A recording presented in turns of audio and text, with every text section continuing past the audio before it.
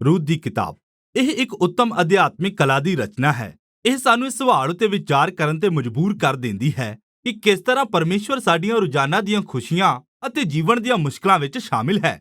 ਕਿਤਾਬ ਦੇ ਮੁੱਖ ਤਿੰਨ ਪਾਤਰ ਵਿਧਵਾ ਨੋਮੀ, ਮੁਆਬਣ ਰੂਥ ਅਤੇ ਇਸਰਾਏਲੀ ਕਿਸਾਨ ਬੋਵਜ਼ ਹਨ ਅਤੇ ਉਹਨਾਂ ਦੀ ਕਹਾਣੀ 4 ਅਧਿਆਵਾਂ ਵਿੱਚ ਦੱਸੀ ਗਈ ਹੈ, ਜਿਸ ਦੀ ਰਚਨਾ ਸੁੰਦਰ ਢੰਗ ਨਾਲ ਕੀਤੀ ਗਈ ਹੈ। ਆਓ ਗਹਿਰਾਈ ਨਾਲ ਦੇਖੀਏ ਕਿ ਇਹ ਸਭ ਕਿਵੇਂ ਸਾਹਮਣੇ ਆਉਂਦਾ ਹੈ। ਨਿਆਂਇਆਂ ਦੇ ਰਾਜ ਦੇ ਸਮੇਂ ਵਿੱਚ ਇਸ ਪੰਕਤੀ ਦੇ ਨਾਲ ਅਧਿਆਇ 1 ਆਰੰਭ ਹੁੰਦਾ ਹੈ ਅਤੇ ਸਾਨੂੰ ਨਿਆਂਇਆਂ ਦੀ ਕਿਤਾਬ ਦੇ ਗੂੜ੍ਹੇ ਹਨੇਰੇ ਅਤੇ ਮੁਸ਼ਕਿਲ ਦਿਨਾਂ ਨੂੰ ਯਾਦ ਦਿਵਾਉਂਦਾ ਹੈ। ਅਤੇ ਇੱਥੇ ਅਸੀਂ ਬਹਿਤਲਮ ਵਿੱਚ ਇਸਰਾਏਲੀ ਪਰਿਵਾਰ ਨਾਲ ਮਿਲਦੇ ਹਾਂ, ਜੋ ਕਾਲ ਦੇ ਸਮੇਂ ਵਿੱਚ ਜਿਉਂਦੇ ਰਹਿਣ ਲਈ ਸੰਘਰਸ਼ ਕਰ ਰਿਹਾ ਹੈ ਅਤੇ ਭੋਜਨ ਦੀ ਭਾਲ ਵਿੱਚ ਉਹ ਇਸਰਾਏਲ ਦੇ ਪੁਰਾਣੇ ਦੁਸ਼ਮਣ ਮੁਆਬ ਦੇਸ਼ ਚਲੇ ਜਾਂਦੇ ਹਨ ਅਤੇ ਉੱਥੇ ਪਰਿਵਾਰ ਦੇ ਮੁਖੀ ਦੀ ਮੌਤ ਹੋ ਜਾਂਦੀ ਹੈ। ਪੁੱਤਰ 2 ਮੁਆਬੀ ਔਰਤਾਂ ਰੂਥ ਅਤੇ ਆਰਪਾ ਨਾਲ ਵਿਆਹ ਕਰ ਲੈਂਦੇ ਹਨ ਅਤੇ ਫਿਰ ਪੁੱਤਰਾਂ ਦੀ ਵੀ ਮੌਤ ਹੋ ਜਾਂਦੀ ਹੈ ਅਤੇ ਹੁਣ ਕੇਵਲ ਨੋਮੀ ਅਤੇ ਇਹ 2 ਨਵੀਆਂ ਨੂੰਹਾਂ ਹੀ ਰਹਿ ਜਾਂਦੀਆਂ ਹਨ। ਹੁਣ ਨੋਮੀ ਦੇ ਕੋਲ ਉੱਥੇ ਰਹਿਣ ਦਾ ਕੋਈ ਕਾਰਨ ਨਹੀਂ ਰਹਿ ਜਾਂਦਾ, ਇਸ ਲਈ ਉਹ ਆਪਣੀਆਂ ਨੂੰਹਾਂ ਨੂੰ ਕਹਿੰਦੀ ਹੈ ਕਿ ਉਹ ਆਪਣੇ ਘਰ ਵਾਪਸ ਜਾ ਰਹੀ ਹੈ, ਕਿਉਂਕਿ ਨੋਮੀ ਜਾਣਦੀ ਹੈ ਕਿ ਇਸਰਾਏਲ ਵਿੱਚ ਇੱਕ ਅਣਵਿਆਹੀ ਪਰਦੇਸੀ ਵਿਧਵਾ ਦਾ ਜੀਵਨ ਬਹੁਤ ਮੁਸ਼ਕਿਲ ਹੋਵੇਗਾ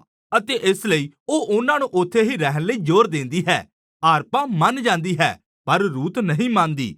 ਉਹ ਨੋਮੀ ਦੇ ਪ੍ਰਤੀ ਆਪਣੀ ਕਮਾਲ ਦੀ ਵਫਾਦਾਰੀ ਦਿਖਾਉਂਦੀ ਹੈ ਅਤੇ ਇਹ ਕਹਿੰਦੀ ਹੈ, ਜਿੱਥੇ ਤੂੰ ਜਾਵੇਂਗੀ ਉੱਥੇ ਹੀ ਮੈਂ ਜਾਵਾਂਗੀ। ਤੇਰੇ ਲੋਕ ਸੋ ਮੇਰੇ ਲੋਕ ਅਤੇ ਤੇਰਾ ਪਰਮੇਸ਼ਵਰ ਸੋ ਮੇਰਾ ਪਰਮੇਸ਼ਵਰ ਹੋਵੇਗਾ। ਅਤੇ ਫਿਰ ਉਹ ਦੋਵੇਂ ਇਸਰਾਏਲ ਮੁੜ ਆਉਂਦੀਆਂ ਹਨ ਅਤੇ ਅਧਿਆਇ ਨੋਮੀ ਦੁਆਰਾ ਆਪਣੇ ਨਾਮ ਬਦਲ ਕੇ ਮਾਰਾ ਰੱਖਣ ਨਾਲ ਸਮਾਪਤ ਹੁੰਦਾ ਹੈ, ਜਿਸ ਦਾ ਇਬਰਾਨੀ ਵਿੱਚ ਅਰਥ ਹੈ ਕੋੜਾ, ਅਤੇ ਉਹ ਆਪਣੇ ਦੁਖਦਾਈ ਹਾਲਾਤ ਤੇ ਵਿਰਲਾਪ ਕਰਦੀ ਹੈ। ਅਧਿਆਇ 2 ਨੋਮੀ ਅਤੇ ਰੂਥ ਦੀ ਉਸ ਗੱਲਬਾਤ ਨਾਲ ਸ਼ੁਰੂ ਹੁੰਦਾ ਹੈ ਕਿ ਉਹ ਖਾਣਾ ਕਿੱਥੇ ਲੱਭਣਗੀਆਂ ਅਤੇ ਉਹ ਜੌਂ ਦੀ ਵਾਢੀ ਦਾ ਸਮਾਂ ਸੀ ਅਤੇ ਰੂਥ ਭੋਜਨ ਦੀ ਭਾਲ ਵਿੱਚ ਬਾਹਰ ਜਾਂਦੀ ਹੈ ਅਤੇ ਉਹ ਬੋਅਜ਼ ਨਾਮ ਦੇ ਆਦਮੀ ਦੇ ਖੇਤਾਂ ਵਿੱਚੋਂ ਸਿਲਾ ਚੁਗਣ ਲੱਗਦੀ ਹੈ, ਜੋ ਨੋਮੀ ਦਾ ਰਿਸ਼ਤੇਦਾਰ ਹੈ। ਅਤੇ ਸਾਨੂੰ ਦੱਸਿਆ ਗਿਆ ਹੈ ਕਿ ਬੋਅਜ਼ ਇੱਕ ਨੇਕ ਚਰਿੱਤਰ ਦਾ ਆਦਮੀ ਸੀ ਅਤੇ ਉਹ ਰੂਥ ਨੂੰ ਵੇਖਦਾ ਹੈ ਅਤੇ ਉਸ ਦੀ ਕਹਾਣੀ ਜਾਣਨ ਤੋਂ ਬਾਅਦ ਉਹ ਉਸ ਉੱਤੇ ਬਹੁਤ ਦਇਆ ਵਿਖਾਉਂਦਾ ਹੈ। ਉਹ ਉਸ ਪਰਦੇਸੀ ਰੂਥ ਦੇ ਲਈ ਵਿਸ਼ੇਸ਼ ਪ੍ਰਬੰਧ ਕਰਦਾ ਹੈ ਤਾਂ ਕਿ ਉਹ ਉਸ ਦੇ ਖੇਤਾਂ ਵਿੱਚ ਅਨਾਜ ਇਕੱਠਾ ਕਰ ਸਕੇ ਅਤੇ ਇਸ ਤਰ੍ਹਾਂ ਕਰਨ ਨਾਲ ਬੋਅਜ਼ ਅਸਲ ਵਿੱਚ ਤੁਰੇਤ ਦੀ ਉਸ ਸਪਸ਼ਟ ਆਗਿਆ ਦਾ ਪਾਲਣ ਕਰ ਰਿਹਾ ਹੈ ਕਿ ਪਰਦੇਸੀਆਂ ਅਤੇ ਗਰੀਬਾਂ ਉੱਤੇ ਦਇਆ ਵਿਖਾਓ। ਨੋਮੀ ਦੇ ਪ੍ਰਤੀ ਰੂਥ ਦੀ ਵਫਾਦਾਰੀ ਤੋਂ ਬੋਅਜ਼ ਬਹੁਤ ਪ੍ਰਭਾਵਿਤ ਹੁੰਦਾ ਹੈ। ਉਸ ਦੇ ਲਈ ਪ੍ਰਾਰਥਨਾ ਕਰਦਾ ਹੈ ਕਿ ਪਰਮੇਸ਼ਵਰ ਉਸ ਨੂੰ ਉਹਦੇ ਹੌਸਲੇ ਦਾ ਫਲ ਦੇਵੇ। ਸੋ ਰੂਥ ਉਸ ਦਿਨ ਘਰ ਆਉਂਦੀ ਹੈ ਅਤੇ ਨੋਮੀ ਨੂੰ ਪਤਾ ਲੱਗਦਾ ਹੈ ਕਿ ਉਹ ਬੋਅਜ਼ ਨਾਲ ਮਿਲੀ ਸੀ ਅਤੇ ਉਹ ਖੁਸ਼ ਹੁੰਦੀ ਹੈ। ਉਹ ਕਹਿੰਦੀ ਹੈ ਕਿ ਬੋਅਜ਼ ਉਹਨਾਂ ਦੇ ਪਰਿਵਾਰ ਦਾ ਛੁਡਾਉਣ ਵਾਲਾ ਹੈ। ਹੁਣ ਇਹ ਪਰਿਵਾਰ ਦਾ ਛੁਡਾਉਣ ਵਾਲੀ ਗੱਲ, ਇਹ ਇਸਰਾਏਲ ਵਿੱਚ ਇੱਕ ਸੱਭਿਆਚਾਰਕ ਪ੍ਰਥਾ ਸੀ ਕਿ ਜੇਕਰ ਪਰਿਵਾਰ ਵਿੱਚ ਕਿਸੇ ਦੀ ਮੌਤ ਹੋ ਜਾਵੇ ਅਤੇ ਉਸ ਨੇ ਪਤਨੀ, ਬੱਚੇ ਜਾਂ ਜ਼ਮੀਨ ਪਿੱਛੇ ਛੱਡੀ ਹੈ, ਤਾਂ ਇਹ ਪਰਿਵਾਰ ਦੇ ਛੁਡਾਉਣ ਵਾਲੇ ਦੀ ਜ਼ਿੰਮੇਵਾਰੀ ਸੀ ਕਿ ਉਹ ਉਸ ਵਿਧਵਾ ਨਾਲ ਵਿਆਹ ਕਰੇ, ਜ਼ਮੀਨ ਨੂੰ ਲੈ ਲਵੇ ਅਤੇ ਉਸ ਪਰਿਵਾਰ ਦੀ ਸੁਰੱਖਿਆ ਕਰੇ। ਇਸ ਲਈ ਨੋਮੀ ਉਮੀਦ ਕਰਨ ਲੱਗਦੀ ਹੈ ਕਿ ਸ਼ਾਇਦ ਉਸ ਦੇ ਪਰਿਵਾਰ ਦੇ ਲਈ ਹੁਣ ਵੀ ਚੰਗਾ ਭਵਿੱਖ ਹੋ ਸਕਦਾ ਹੈ। ਅਧਿਆਇ 3 ਨੋਮੀ ਅਤੇ ਰੂਥ ਦੇ ਨਾਲ ਸ਼ੁਰੂ ਹੁੰਦਾ ਹੈ, ਜਿੱਥੇ ਉਹ ਬੋਅਜ਼ ਨੂੰ ਉਹਨਾਂ ਦੇ ਹਾਲਾਤਾਂ ਦੀ ਵੱਲ ਧਿਆਨ ਦੇਣ ਦੀ ਯੋਜਨਾ ਬਣਾਉਂਦੀ ਹੈ। ਅਰਥਾਤ ਰੂਥ ਦੁਖੀ ਵਿਧਵਾ ਵਾਲੇ ਕੱਪੜੇ ਪਾਉਣਾ ਬੰਦ ਕਰ ਦੇਵੇਗੀ ਅਤੇ ਸੰਕੇਤ ਵਿਖਾਵੇਗੀ ਕਿ ਉਹ ਵਿਆਹ ਦੇ ਲਈ ਤਿਆਰ ਹੈ। ਅਤੇ ਇਸ ਲਈ ਰੂਥ ਉਸ ਰਾਤ ਬੋਅਜ਼ ਨੂੰ ਮਿਲਣ ਲਈ ਖੇਤ ਵਿੱਚ ਜਾਂਦੀ ਹੈ ਅਤੇ ਜਿਵੇਂ ਹੀ ਉਹ ਪਹੁੰਚਦੀ ਹੈ, ਬੋਅਜ਼ ਉੱਠ ਜਾਂਦਾ ਹੈ ਅਤੇ ਹੈਰਾਨ ਹੋ ਜਾਂਦਾ ਹੈ ਅਤੇ ਰੂਥ ਆਪਣੇ ਇਰਾਦੇ ਪੂਰੇ ਸਪਸ਼ਟ ਢੰਗ ਨਾਲ ਦੱਸ ਦਿੰਦੀ ਹੈ। ਉਹ ਪੁੱਛਦੀ ਹੈ ਕਿ ਬੋਅਜ਼ ਨੋਮੀ ਦੇ ਪਰਿਵਾਰ ਨੂੰ ਛੁਡਾਵੇਗਾ ਅਤੇ ਉਸ ਨਾਲ ਵਿਆਹ ਕਰੇਗਾ। ਇੱਕ ਵਾਰ ਫਿਰ ਬੋਅਜ਼ ਨੋਮੀ ਅਤੇ ਉਸ ਦੇ ਪਰਿਵਾਰ ਦੇ ਪ੍ਰਤੀ ਰੂਥ ਦੀ ਵਫਾਦਾਰੀ ਤੇ ਹੈਰਾਨ ਹੁੰਦਾ ਹੈ ਅਤੇ ਉਹ ਰੂਥ ਨੂੰ ਪਵਿੱਤਰ ਚਰਿੱਤਰ ਵਾਲੀ ਇਸਤਰੀ ਦੱਸਦਾ ਹੈ। ਇਹ ਉਹੀ ਸ਼ਬਦ ਹੈ ਜੋ ਕਹੋਤਾ 31 ਦੀ ਇਸਤਰੀ ਦਾ ਵਰਣਨ ਕਰਨ ਲਈ ਇਸਤੇਮਾਲ ਹੋਇਆ ਹੈ। ਫਿਰ ਬੋਅਜ਼ ਰੂਥ ਨੂੰ ਅਗਲੇ ਦਿਨ ਤੱਕ ਇੰਤਜ਼ਾਰ ਕਰਨ ਲਈ ਕਹਿੰਦਾ ਹੈ ਤਾਂ ਜੋ ਸ਼ਹਿਰ ਦੇ ਬਜ਼ੁਰਗਾਂ ਦੇ ਸਾਹਮਣੇ ਵਿਧੀਆਂ ਤਹਿਤ ਰੂਥ ਅਤੇ ਨੋਮੀ ਦੋਵਾਂ ਨੂੰ ਛੁਡਾਵੇ। ਅਤੇ ਇਸ ਤਰ੍ਹਾਂ ਰੂਥ ਦਾ ਨੋਮੀ ਦੇ ਕੋਲ ਵਾਪਸ ਆਉਣ ਦੇ ਨਾਲ ਹੀ ਅਧਿਆਇ ਸਮਾਪਤ ਹੁੰਦਾ ਹੈ ਅਤੇ ਉਹ ਇਹਨਾਂ ਸਾਰੀਆਂ ਹੈਰਾਨ ਕਰ ਦੇਣ ਵਾਲੀਆਂ ਘਟਨਾਵਾਂ ਨੂੰ ਵੇਖ ਕੇ ਹੈਰਾਨ ਹੈ। ਅਧਿਆਇ 4 ਵਿੱਚ ਇਹ ਸਭ ਇਕੱਠਾ ਹੁੰਦਾ ਹੈ। ਆਖਰੀ ਪਲ ਵਿੱਚ ਬੋਅਜ਼ ਨੂੰ ਪਤਾ ਲੱਗਦਾ ਹੈ ਕਿ ਪਰਿਵਾਰ ਦਾ ਇੱਕ ਹੋਰ ਮੈਂਬਰ ਹੈ ਜੋ ਉਸ ਤੋਂ ਵਧੇਰੇ ਨੋਮੀ ਦਾ ਨੇੜਲਾ ਰਿਸ਼ਤੇਦਾਰ ਹੈ ਅਤੇ ਅਸਲ ਵਿੱਚ ਉਹ ਵਿਅਕਤੀ ਉਸ ਤੋਂ ਪਹਿਲਾਂ ਪਰਿਵਾਰ ਨੂੰ ਛੁਡਾਉਣ ਦਾ ਅਧਿਕਾਰੀ ਹੈ।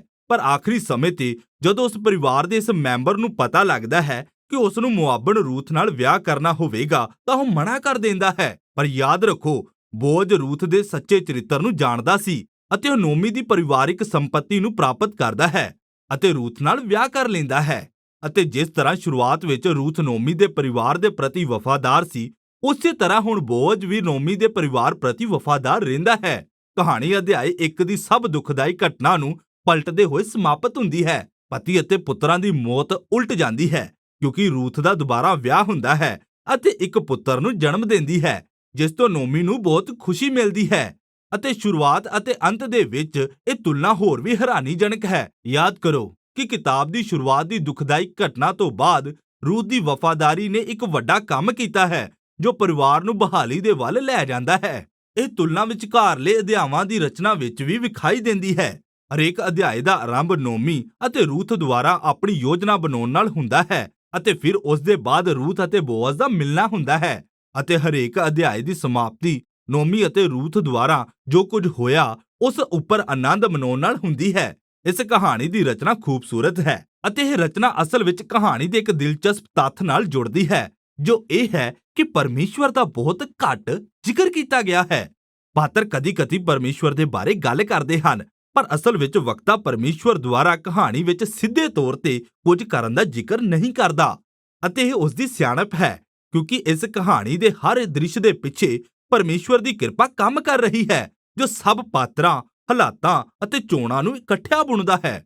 ਨੋਮੀ ਦੇ ਦੁੱਖ ਉਸ ਨੂੰ ਸੋਚਣ ਲਈ ਮਜਬੂਰ ਕਰ ਦਿੰਦੇ ਹਨ ਕਿ ਪਰਮੇਸ਼ਵਰ ਉਸ ਨੂੰ ਸਜ਼ਾ ਦੇ ਰਿਹਾ ਹੈ, ਪਰ ਅਸਲ ਵਿੱਚ ਪੂਰੀ ਕਹਾਣੀ ਪਰਮੇਸ਼ਵਰ ਦੁਆਰਾ ਉਸ ਦੀ ਅਤੇ ਉਸ ਦੇ ਪਰਿਵਾਰ ਦੀ ਮੁੜ ਬਹਾਲੀ ਦੇ ਬਾਰੇ ਹੈ ਅਤੇ ਉਹ ਇਹ ਸਭ ਰੂਥ ਦੇ ਦੁਆਰਾ ਉਸ ਦੇ ਹੌਸਲੇ ਅਤੇ ਵਫਾਦਾਰੀ ਦੇ ਜ਼ਰੀਏ ਅਜਿਹਾ ਕਰ ਰਿਹਾ ਹੈ ਜੋ ਨੋਮੀ ਦੇ ਜੀਵਨ ਵਿੱਚ ਚੰਗਿਆਈ ਲਿਆਉਂਦਾ ਹੈ, ਪਰ ਬੋਅਜ਼ ਦੇ ਬਿਨਾਂ ਨਹੀਂ, ਜੋ ਇੱਕ ਦਿਆਲਤਾ ਅਤੇ ਵਫਾਦਾਰੀ ਨਾਲ ਭਰਿਆ ਸਮਝਦਾਰ ਕਿਸਾਨ ਹੈ। ਅਤੇ ਇਸ ਲਈ ਪਰਮੇਸ਼ਵਰ ਨੋਮੀ ਅਤੇ ਉਸ ਦੇ ਪਰਿਵਾਰ ਨੂੰ ਬਚਾਉਣ ਲਈ ਬੋਅਜ਼ ਦੀ ਇਮਾਨਦਾਰੀ ਅਤੇ ਰੂਥ ਦੇ ਹੌਸਲੇ ਦੋਵਾਂ ਦੀ ਵਰਤੋਂ ਕਰਦਾ ਹੈ। ਅਤੇ ਇਸ ਪ੍ਰਕਾਰ ਇਹ ਕਹਾਣੀ ਸ਼ਾਨਦਾਰ ਤਰੀਕੇ ਨਾਲ ਪਰਮੇਸ਼ਵਰ ਦੇ ਉਦੇਸ਼ ਅਤੇ ਇੱਛਾ ਨੂੰ ਮਨੁੱਖੀ ਫੈਸਲੇ ਅਤੇ ਇੱਛਾ ਨਾਲ ਤਾਲਮੇਲ ਨੂੰ ਦਰਸਾਉਂਦੀ ਹੈ। ਪਰਮੇਸ਼ਵਰ ਆਪਣੇ ਲੋਕਾਂ ਦੀ ਵਿਸ਼ਵਾਸਯੋਗ ਆਗਿਆਕਾਰੀ ਨੂੰ ਚੁਣਦਾ ਹੈ ਤਾਂ ਕਿ ਸੰਸਾਰ ਵਿੱਚ ਆਪਣੇ ਛੁਟਕਾਰੇ ਦੇ ਉਦੇਸ਼ ਨੂੰ ਲਿਆਵੇ ਅਤੇ ਕਹਾਣੀ ਦੇ ਅਸਲ ਸਮਾਪਤੀ ਦੇ ਵੱਲ ਲੈ ਜਾਂਦਾ ਹੈ। ਰੂਥ ਦੀ ਕਿਤਾਬ ਇੱਕ ਵੰਸ਼ਾਵਲੀ ਦੇ ਨਾਲ ਸਮਾਪਤ ਹੁੰਦੀ ਹੈ ਜੋ ਦਿਖਾਉਂਦੀ ਹੈ ਕਿ ਕਿਸ ਤਰ੍ਹਾਂ ਬੋਅਜ਼ ਅਤੇ ਰੂਥ ਦਾ ਪੁੱਤਰ ਉਬੇਦ ਰਾਜਾ ਦਾਊਦ ਦਾ ਦਾਦਾ ਸੀ, ਜਿਸ ਤੋਂ ਮਸੀਹਾ ਦੀ ਵੰਸ਼ਾਵਲੀ ਆਈ। ਅਤੇ ਇਸ ਲਈ ਅਚਾਨਕ ਇਹ ਜਾਪਦਾ ਹੈ ਕਿ ਇਸ ਕਹਾਣੀ ਵਿੱਚ ਸਧਾਰਨ ਘਟਨਾਵਾਂ ਨੂੰ ਪਰਮੇਸ਼ਵਰ ਨੇ ਸਾਰੇ ਸੰਸਾਰ ਦੇ ਛੁਟਕਾਰੇ ਦੇ ਲਈ ਯੋਜਨਾ ਦੇ ਨਾਲ ਬੁਣਿਆ ਹੈ। ਅਤੇ ਇਸ ਲਈ ਰੂਥ ਦੀ ਕਿਤਾਬ ਸਾਨੂੰ ਇਸ ਗੱਲ ਦੇ ਉੱਤੇ ਵਿਚਾਰ ਕਰਨ ਦੇ ਲਈ ਸੱਦਾ ਦਿੰਦੀ ਹੈ ਕਿ ਪਰਮੇਸ਼ਵਰ ਕਿਸ ਤਰ੍ਹਾਂ ਸਾਡੇ ਜੀਵਨ ਦੇ ਬਹੁਤ ਸਧਾਰਨ ਅਤੇ ਆਮ ਗੱਲਾਂ ਵਿੱਚ ਵੀ ਕੰਮ ਕਰ ਸਕਦਾ ਹੈ ਅਤੇ ਇਹੀ ਸਭ ਰੂਥ ਦੀ ਕਿਤਾਬ ਦੇ ਬਾਰੇ ਹੈ।